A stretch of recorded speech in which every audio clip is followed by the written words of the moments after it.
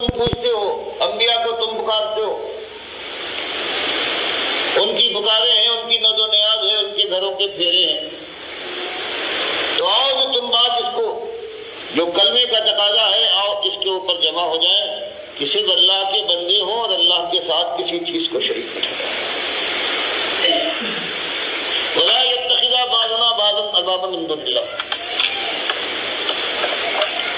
اور یہ نہ ہو کہ اللہ کی بات چھوڑ کر ہم دوسروں کو اللہ مان لیں اور ان کے کہے پر چلے، ان کی شریعت کے پابند اور ان کے طریقے کو ہم اپنا لیں جو انہوں نے کیا ہے، جو وہ کہتے ہیں، یا ان کے ماننے والے جس راستے پر جا رہے ہیں ہم اس راستے پر چل دوڑیں، اور ہمیں یہ معلوم، ہم اس کی فکر نہ کریں کہ اللہ کے راستے کے یہ خلاف ہے۔ فرمایا ہم نے بعض کو رب نہ بنائے، یعنی ان کی بات جیسے آج تمہارے اندر یہ بات آ گئی ہے بھائیوں کہ اللہ نے قرآن میں اگر ایمان کی کوئی بات کہی ہے اور تمہارا کوئی بڑا جو تم نے جس کو بڑا بنا لیا ہے وہ اس کے خلاف کہتا ہے، تم اس کی بات مانتے ہو، اس کو گویا تم نے رب بنایا ہے۔ جیسے ابن حاتم طائی کی حدیث میں ہے، جب انہوں نے اس بات کے اوپر اعتراض کیا کچھ شک ان کو پیدا ہوا کہ یہ اللہ تو فرماتا ہے کہ اہل کتاب یہ ہیں، یہ ارباب من دون اللہ بنا لیا ہے اپنے پیروں اور اپنے مولویوں کو، تو انہوں نے کہا کہ اللہ کے نبی صلی اللہ علیہ وسلم ہم نے تو ایسا نہیں کیا۔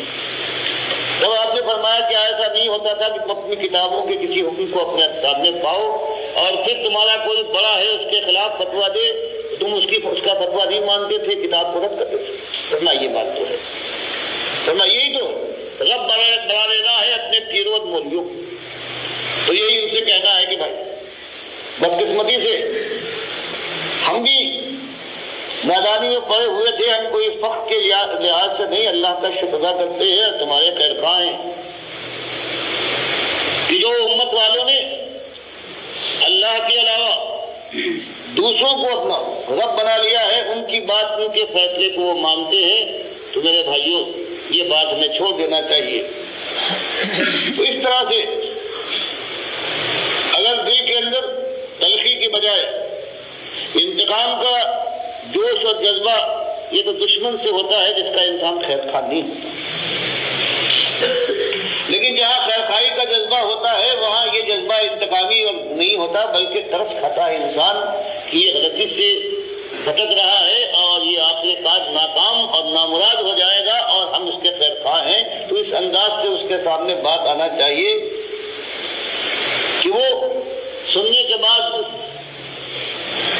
اس کو رد کرنے کی طرف مائل نہ ہو، بلکہ اس نرمی اور خیرخواہی کا ثبوت دے کر موعظے حسنہ کے ساتھ ہمیں اگر پیش کرنا ہے اس کو، تو چاہیے کہ جہاں موقع مل جائے بجائے اس کے کسی خاص موقع، کسی خاص وقت جو ہمارے یہاں پروگرام ہوتا ہے اس میں نکل کر صرف تقریر کر دیں، بلکہ جہاں بھی جس سے معاملہ پیش آئے موقع نکال کر ہمدردی کا تقاضا یہ ہے کہ اس کے سامنے اللہ کی بات کو اس طرح سے پیش کرے کہ وہ بھڑکنے کی بجائے کچھ مائل ہونے کی طرف آگے بڑھے۔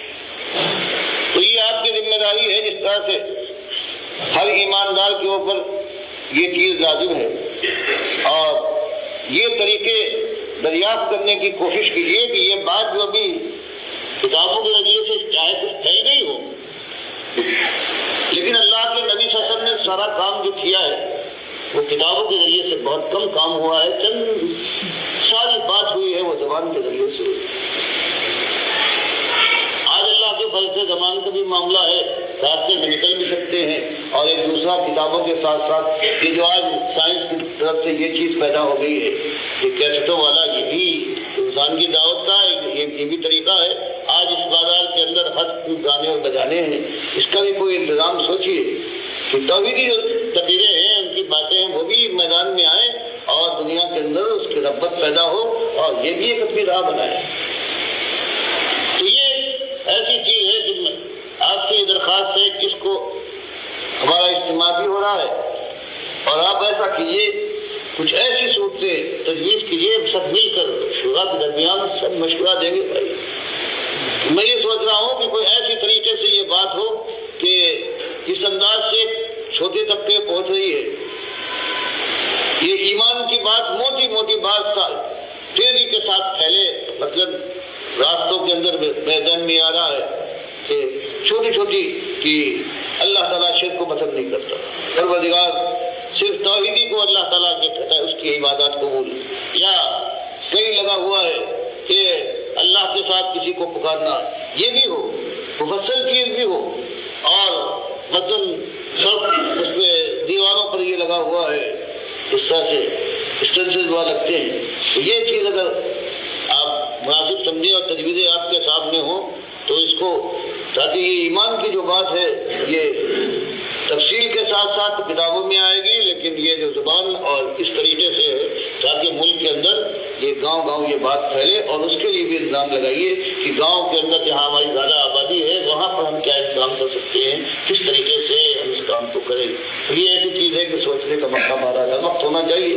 ایک دو آدمی اس پہ آپ سب کے سامنے ذہن کے جو تجویزیں آئیں وہ ایک جگہ ہم جمع کیجیے، اپنی طرح لکھ کے یا بات چیت کرنے کے بعد بتائیے، اور اس کے بعد پھر ہم جو اس مہینے میں 20-21 کو جو ہمارا پنجاب میں اجتماع ہونے والا ہے وہاں جانے کے بعد سب مل کر کوئی راہ متعین کریں کہ یہ اللہ کے دین کا تو جہاد کا معاملہ ہے اور یہ اور آگے بڑھے، اور اللہ کے وہ بندے جن تک ابھی سچی بات نہیں پہنچی ہے وہ بات بھی پہنچ جائے. اور جو مخالفتیں ہو رہی ہیں چاہے وہ تیز سے تیز ہوتی جائے، لیکن ہم کو اللہ تعالیٰ وہ صبر اور وہ استقامت عطا فرمائے کہ ہم جذبات میں آنے کے بعد نہ انتقامی کارروائی کریں اور نہ اشتعال میں وہ قدم اٹھائیں کہ جو دین کی دعوت کے مناسب نہیں ہے. تو یہ آپ کے سامنے ذمہ داری پہلی تو یہ کہ اگر یہ کام ہم نے اور آپ نے نہ کیا تو اللہ کے یہاں ہمارا عذر پیش کرنا مشکل نظر آتا ہے. اور پھر میرے پیارے بھائیوں، یہ گفتگو تھی ڈاکٹر مسعود الدین عثمانی رحمۃ اللہ علیہ کی کسی درس کے بعد. تو چند باتیں آپ کے سامنے میں لانا چاہ رہا ہوں کہ ڈاکٹر صاحب نے کن باتوں پر زور دیا ہے اور یہ بہت ضروری ہیں. پہلی بات جو درس چل رہا تھا وہ یہ تھا کہ دیکھو، اللہ کے مقابلے میں کسی بڑے کی بات کو نہیں ماننا ہے. جن کو لوگوں نے بڑا بنا لیا ہو، اللہ کے مقابلے میں اس کی بات کو نہ ماننا، ورنہ وہ رب بن جائے گا پھر. تو یہ بات پوری طرح ڈاکٹر صاحب کے جو جانشین بنے تھے، ناخلف جانشین محمد حنیف صاحب، انہوں نے آہستہ آہستہ ایسا سلو پوائزننگ کر کے جماعت کے اندر شرک کا انجیکشن دیا، اور 2017 میں آگے بالکل کھل کے سامنے آ گئے. سجدہ تعظیمی کا شرک لے آئے اور کہتے ہیں کہ اللہ تعالیٰ نے عیسیٰ علیہ السلام کو اپنی ایک صفت موجزانہ طور پر دے دی تھی، اور پورا خاندان یعقوب علیہ السلام یوسف علیہ السلام کے سامنے سجدہ ریز ہو گیا. اپنی تفسیر میں انہوں نے لکھ دیا دعوت القرآن کے اندر. بتاؤ، دعوت القرآن اب یہ رہ گئی ہے. دعوت القرآن گویا قرآن کی دعوت کا نچوڑ یہ ہے کہ نبی کو سجدہ کر سکتا ہے. یہ ان کا دماغ بن گیا ہے. تو پیچھے رہ کیا گیا؟ تو ان کی بات نہ مانو میرے پیارے بھائیوں. یہ بالکل طے بات ہے کہ ان کے اوپر شیطان کا وار ہوا ہے. یہ انہوں نے شرک کو اختیار کیا ہے، اور پھر ڈنڈے کے زور سے تنظیم کے اندر انہوں نے اس کو رائج کیا ہے، اور اب انہوں نے اپنی اس انا کا مسئلہ بنا لیا ہے. باقی اب جو ان کو اپنا امیر مانے گا یا ان کے پیچھے چلے گا یا ان کے مطابق عقیدہ رکھے گا، ڈاکٹر مسعود الدین عثمانی رحمۃ اللہ علیہ کا یہ فتویٰ ہے کہ اس کا ایمان صحیح نہیں ہے. جن کا ایمان صحیح نہیں ہوتا ہے وہ اس طرح تفسیر کرتے ہیں کہ یوسف علیہ السلام کو سجدہ ہوا، حالانکہ یہ سجدہ شکر تھا جو سارے خاندان نے اللہ کو کیا. دوسری بات آپ دیکھیں ڈاکٹر صاحب کس خلوص کے ساتھ ساتھیوں کی رائے بھی لے رہے ہیں، اور ماڈرن سائنس کے اوپر زور دے رہے ہیں کہ ماڈرن سائنس جو اب سامنے آ گئی ہے اس کو استعمال کیا جائے ایمان عقیدے کو پھیلانے کے لیے، تاکہ تیزی کے ساتھ یہ بات پھیلے. تو آپ جانتے ہیں سب سے زیادہ تیزی کے ساتھ پھیلنے والی چیز کون سی ہوتی ہے آج کل؟ یہ میڈیا کا دور ہے. واٹس ایپ کے اوپر فوراً چیز ایک بٹن دباؤ تو لاکھوں انسانوں تک بات چلی جاتی ہے. پھر اس سے بھی زیادہ یہ یوٹیوب کے اوپر تو آپ ہر لمحے سمجھ لیجیے وہ چیز جا رہی ہے. آپ سو رہے ہوں گے اور آپ کی بات پوری دنیا میں پھیل رہی ہے، اور لوگ اس کو پڑھ رہے ہیں، سن رہے ہیں، آگے بات پھیل رہی ہے. پھر یہ انسٹاگرام ہو گیا، پھر یہ فیس بک ہو گیا، ٹویٹر ہو گیا. پوری دنیا یہ سائنسی چیزیں ہیں، ان کو استعمال کیا جائے. تو کس قدر افسوس کی بات ہے کہ جس طرح محمد حنیف صاحب نے ڈاکٹر صاحب سے عقیدے کا اختلاف کیا ہے، وہاں تبلیغ کے انداز میں بھی انہوں نے اختلاف کیا ہے. نہ وہ ویڈیو کال کے قائل ہیں، نہ وہ یوٹیوب کے قائل ہیں، نہ وہ جو ویڈیو یوٹیوب ہوتی اس کے قائل ہے. کہتے ہیں یہ تصویر کے زمرے میں آ جائے گا. وہ تصویر کے زمرے میں نہیں آتا ہے. اس پر بھی ڈاکٹر مسعود الدین عثمانی رحمۃ اللہ علیہ کا فتویٰ ہے کہ ویڈیو کا استعمال ایمان اور اسلام کے لیے جس میں فحاشی وغیرہ نہ ہو یہ بالکل جائز ہے، جائز ہے، جائز ہے، اور یہ تصویر کے زمرے میں نہیں آتا ہے، تصویر کے حکم میں نہیں آتا ہے. اس طریقے سے ڈاکٹر عثمانی رحمۃ اللہ علیہ نے زور دے کے اس مسئلے کو بیان کیا ہے.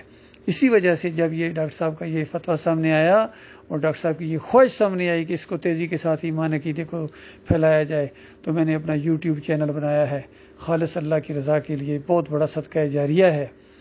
تو اس کو میرے بھائیوں اور عام کرنا ہے، اس کو بہت زیادہ کرنا ہے. ہر چیز وہ جو جائز چیز ہے، اللہ کی نعمتیں ہیں یہ جتنی بھی سائنس اینڈ ٹیکنالوجی ہے، ہم کوئی سائنس اینڈ ٹیکنالوجی وہ نہیں اختیار کریں گے جس میں کہیں اللہ کی نافرمانی نہیں پڑے. چونکہ وہ بھی چیزیں بھی موجود ہیں، ہم ان کی طرف کیوں جائیں گے؟ وہ جن کے حصے میں وہ کریں. ہم نے تو دین اسلام کے لیے اس کو استعمال کرنا ہے. دیکھو لاؤڈ سپیکر کا استعمال بھی تو ہو رہا ہے. حالانکہ مجھے ابھی تک یاد ہے جب یہ شروع میں لاؤڈ سپیکر آیا تھا تو مولویوں نے فتوے دیے تھے کہ یہ جائز ہی نہیں ہے، حرام ہے. اور آج کا سب یہ اسی کے اوپر لگے ہوئے ہیں. اسی طرح مجھے یہ تاریخی ایک بات ہے، پرنٹنگ کے دور میں بھی جب پرنٹنگ کا دور شروع ہوا یورپ کے اندر کاغذ کی پرنٹنگ اور مشینوں کا، تو ترکی میں کچھ علماء تھے، انہوں نے فتویٰ دیا کہ نہ یہ پرنٹنگ جائز نہیں ہے. یہ جو قرآن آیات کہیں پرنٹ ہو گئی تو یہ مشین کے اندر سے گزریں گی، یہ توہین ہو جائے گا. تو 200 سال اندازہ لگائی انہوں نے اس پرنٹنگ کو جائز نہیں قرار دیا تھا، اور آخر میں پھر اس کو کام کرنا پڑا. تو یہ فہم کی بات ہے. ڈاکٹر مسعود الدین عثمانی رحمۃ اللہ علیہ بہت کھلے فہم والے اور بہت ہی زیادہ سمجھ بوجھ والے انسان تھے، اور فہم و فراست والے انسان تھے، اور مجاہد صفت انسان تھے. اور ایمان خالص نے ان کے دل کو اور کھول دیا تھا. اور جس طرح سورہ العنکبوت کی وہ آیت ہے کہ آخری آیت کہ والذی جاہدوا فینا لنہدینہم سبلنا، کہ جو ہمارے راستے میں جہاد کرتا ہے، کوشش کرتا ہے، ہم ضرور بالضرور اس کو اپنا راستہ دکھائیں گے. تو اللہ تعالیٰ نے ڈاکٹر عثمانی رحمۃ اللہ علیہ کا اس طرح دل کھول دیا تھا ایمان عقیدے کے حوالے سے. اور کس طریقے سے اندازہ لگائیے یہ اس میں باتیں آ رہی ہیں سامنے کہ دیکھو یہ توحید کی دعوت بڑی خیرخواہی کے ساتھ لوگوں کے سامنے پیش کرنی ہے. چونکہ بھٹکے ہوئے ہیں، شیطان نے ان کو بھٹکا دیا ہے، اور ان کے لیڈروں نے ان کو اور بھٹکا دیا ہے. ان کے جو اکابرین ہیں انہوں نے بھی، اور ان کے امیروں نے، امیر اور لیڈر. کیا جماعت اس لیے بنائی تھی کہ اللہ کا مقابلہ کیا جائے؟ یہ میرا سوال ہے محمد حنیف صاحب سے اور ان کے لوگوں سے. کیا جماعت اس لیے بنائی تھی کہ اللہ کا مقابلہ کیا جائے گا؟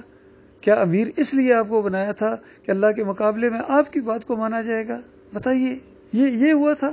تو پھر کیا فرق ہے بریلیوں میں، دیوبندیوں میں، اہل حدیثوں میں، سلفیوں میں، اور صوفیوں میں اور آپ میں؟ صوفیزم ہے آپ کے اندر، آپ صوفی بن گئے ہیں. یہ جو سجدہ تعظیمی یہ صوفیزم ہے. کسی مومن کا کبھی یہ عقیدہ نہیں رہا ہے، جماعت کا کبھی یہ عقیدہ نہیں رہا ہے. آپ راستے سے ہٹے ہیں، آپ کے اوپر شیطان کا وار ہوا ہے. الٹا جو حق راستے کے اوپر ہیں، جو اسی پر قائم ہیں، جو ڈاکٹر صاحب کے اصلی ساتھی ہیں، ان کے اوپر یہ مرتد کے فتوے لگاتے ہیں. جو ان کی بات نہ مانے وہ مرتد ہو گیا. جی اندازہ لگائیے کتنے اور ایسے ساتھی ہیں. کراچی سے بھی ابھی وہ بتا رہے، دیکھیں عملی کمزوریاں ہوتی ہیں، عملی کمزوریوں کی وجہ سے بھی ان کے اوپر یہ مرتد کے فتوے اور باغی کے فتوے، اور ان سے فنڈز نہیں لیتے ہیں اور اس طرح کا معاملہ کرتے ہیں. تو ظاہری بات ہے وہ شیطان کی گود میں جا کے گریں گے. ان کو ایمان عقیدے کی اہمیت سامنے لانی چاہیے تھی ان کے لیے. ان کو خوشخبریاں سناؤ کہ یہ اس کفر و شرک کے ماحول کے اندر سے نکلنا ہی بہت بڑی بات ہے. اللہ کے بندو اس کو آہستہ آہستہ ایک تربیتی ماحول بنے گا، تربیتی انداز سے سامنے آئیں گے لوگ. اور جب اور جہاد جتنا آگے ہوتا چلا جائے گا تو یہ انشاءاللہ ان کی عملی کمزوریاں بھی دور ہو جائیں گی. لیکن انہوں نے ایسا شکنجا کسا ہوا، اور لوگوں کی پرسنل لائف اور ذاتی گھریلو انہوں نے پورا بایو ڈاٹا رکھ کے ایک ایک چیز کے اوپر نظر رکھتے ہیں. تو اس وجہ سے لوگ ان سے متنفر ہو رہے ہیں. انہوں نے جماعت کا بیڑا غرق کر دیا ہے، تبلیغی جماعت بنا دیا. انہوں نے یقین کیجیے خالص تبلیغی جماعت بنا دیا. اور یہ بات ذہن میں، یہ اونٹوں کو نگلتے ہیں اور مچھروں کو چھانتے ہیں. یقین کیجیے جس طرح صوفی کیا کرتے تھے، چھوٹی چھوٹی باتوں میں اتنی سختی کریں گے اور ایسا تاثر دیں گے کہ متقی اور پرہیزگار ہیں، لیکن دوسری طرف سے ہاتھی اور اونٹ نکل جائیں گے. شرک جیسا یہ کریں گے عمل، لیکن دوسری جگہ مچھروں کو چھانیں گے. تو یہ اپنے وجود کو قائم رکھنے کے لیے ہمیشہ فریب کار اس طرح کی کرتے ہیں. اللہ تعالیٰ سے دعا ہے، ان کے لیے دعا بھی نکلتی ہے کہ اللہ تعالیٰ ان کو ایمان خالص دے، پھر یہ واپس آ جائیں ایمان خالص کی طرف، چونکہ بالکل اب بڑھاپے میں جا کے ان کی پوری زندگی کے اوپر سیاہی پھیر دی جائے گی، کیونکہ یہ اللہ کا فیصلہ ہے۔ آپ کیا چیز ہیں؟ اللہ نے انبیاء کے بارے میں کہا کہ اگر وَلَوْ أَشْرَكُوا لَحَبِطَ عَنْهُمْ مَا كَانُوا يَعْمَلُونَ، اگر یہ انبیاء بھی شرک کرتے، یعنی میرے علاوہ کسی اور کو سجدہ کرتے، میرے علاوہ کسی اور کو رکوع کرتے، میرے علاوہ کسی اور کی پکار لگاتے، میرے علاوہ کسی اور کی نظر و نیاز کرتے، اور میرے علاوہ کسی اور کی بات مانتے، تو میں ان کا کیا کرایا غارت کر دیتا۔ پھر سورہ زمر کے اندر سارے نبیوں کا ذکر کیا اور آخری نبی کو مخاطب کیا اور کہا کہ لَئِنْ أَشْرَكْتَ لَيَحْبَطَنَّ عَمَلُكَ، کہ تیرا عمل بھی ضائع ہو جائے گا اگر تو نے شرک کیا۔ سب انبیاء کو میں نے یہی بات بتائی ہے۔ اور ایک جگہ فرمایا اگر یہ نبی میری طرف کوئی منسوب کرے بات اور کہے وہ میری بات نہ ہو، اور وہ میری طرف بات منسوب کر کے کرے، ہم اس کا دایاں بازو پکڑیں گے، اس کی رگے جان کاٹ دیں گے، اور تم میں سے کوئی ہم سے بچانے والا نہ ہوگا۔ اندازہ لگائی، یہ انداز کسی کو اللہ یہ اجازت نہیں دیتا ہے کہ اللہ کی طرف جھوٹ کو منسوب کرے۔ کتنا جھوٹ منسوب کیا محمد حنیف صاحب نے اللہ کی طرف، کہ یہ سجدہ تعظیمی اللہ کا حکم ہے، یہ اللہ کی مشیت ہے، اللہ کی رضا کے مطابق ہوا ہے۔ اندازہ لگائی، ایسی ایسی باتیں ان کے منہ سے نکلی۔ اللہ ان کو توبہ کی توفیق دے، اللہ ہمارے باقیوں بھائیوں کو اس شرک سے بچائے۔